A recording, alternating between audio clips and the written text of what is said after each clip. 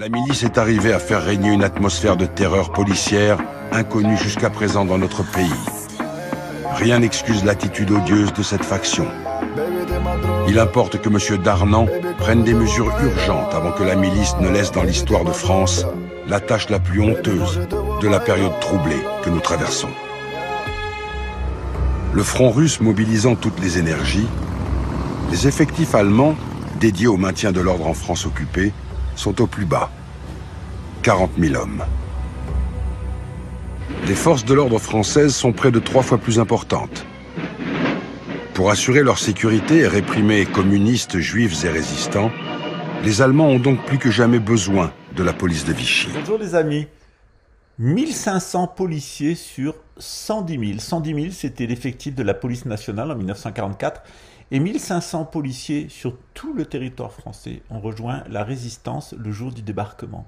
Les autres, ils ont collaboré jusqu'à la fin. Collaboré à la déportation des Juifs, collaboré à l'arrestation des communistes, collaboré à l'arrestation des musulmans, collaboré à l'arrestation des Français. Pourquoi? Parce que les préfets et parce que la police nationale eh bien, était l'allié de l'Allemagne nazie. Savez-vous qu'il n'y avait que 40 000 soldats allemands en France de 1943 à 1945 et que en réalité c'est le gouvernement de Vichy, grâce à la police nationale, grâce au préfet, grâce à l'ordre des médecins qui dénonçaient les juifs, grâce à la CRS, grâce à l'organisation connue mieux sous le nom de police nationale en France, eh bien c'est ces bâtards, ces infâmes de la République qui ont fait 2 choses. 1, la guerre a duré 2 ans de plus. Il y avait 40 000 Allemands en France, on pouvait les égorger et en finir avec eux tout de suite. Les Russes étaient en train de leur faire leur fête sur le front de l'Est.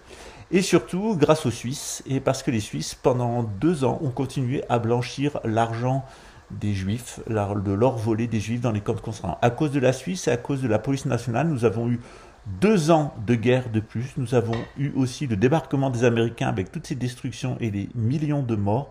Tout ça parce que 110 000 policiers français, préfets en tête, ont collaboré avec l'Allemagne nazie au nom de la pureté de la race. La race des blonds aux yeux bleus, meine Führer de vivre Hollywood. Les Alliés sont aux portes de la capitale. Les ultras de la police prennent la fuite, comme de vulgaires collabos. Le 14 août, un comité de policiers résistants appelle à la grève tous les agents de la capitale. L'incitation patriotique est doublée d'une menace. Les policiers qui n'obéiraient pas au présent ordre de grève seront considérés comme des traîtres et des collaborateurs. Le 19 août au matin, 2000 policiers s'emparent de la préfecture et hissent le drapeau tricolore. Pourtant, parmi ces héros du jour, nombreux avaient jusque-là exécuté les pires ordres, arrêté des résistants ou raflé des juifs. L'inspecteur Roger Belbéoc, résistant communiste, s'en amuse. Dans la cour de la préfecture, un miracle s'est produit. Il n'y a plus que des résistants. C'est bien ça. Les policiers, en prenant part au combat, réalisent qu'ils ont peut-être échappé au pire. L'un d'eux témoigne.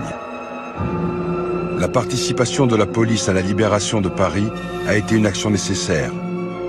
Dans le cas contraire, il y aurait eu de nombreux gardiens de la paix et gradés qui se seraient retrouvés pendus à des crochets de boucher tant ils avaient laissé de mauvais souvenirs aux Parisiens. Ce qui est sûr, c'est que si nous étions restés passifs, on nous aurait fait notre fête.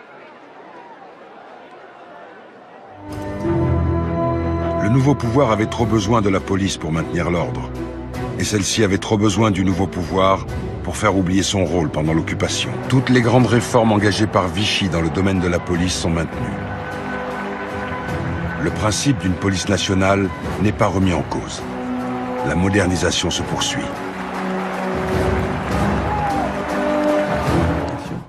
On a épuré les plus excités. Pourquoi? Parce que 1500 policiers ont rejoint la résistance ce jour du débarquement.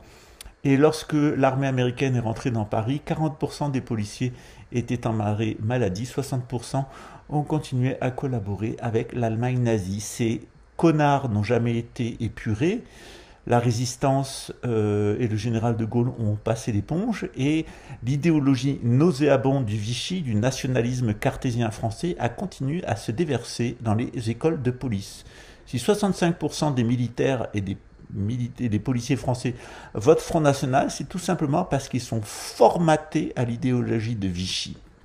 Et parce qu'ils sont cyniques, et parce qu'ils sont cupides, et pour continuer à pourrir la France de l'intérieur, eh bien, ils ont mis en place les réseaux pédophiles et le narcotrafic, parce que ces gens-là ont continué à divulguer leur idéologie nauséabonde à l'intérieur des écoles militaires et à l'intérieur de la police. Ça fonctionne très bien, 65% votent pour Le Pen, Le Pen qui était pour l'Algérie française, Le Pen qui commercialisait évidemment des chants de nazis, Le Pen qui a passé ses vacances avec le pédophile Matzneff pendant des années, Le Pen qui était un des piliers de la République des nazis, Le Pen largement soutenu par la police et l'armée française. Ça ne changera pas, ils sont formatés à ça dans leurs écoles militaires et dans leurs écoles de police. Ce sont des nazis cartésiens, des national-socialistes cartésiens à la française. Ils sont profondément anti-français, profondément anti-catholiques, profondément anti-royalistes. Ils sont nos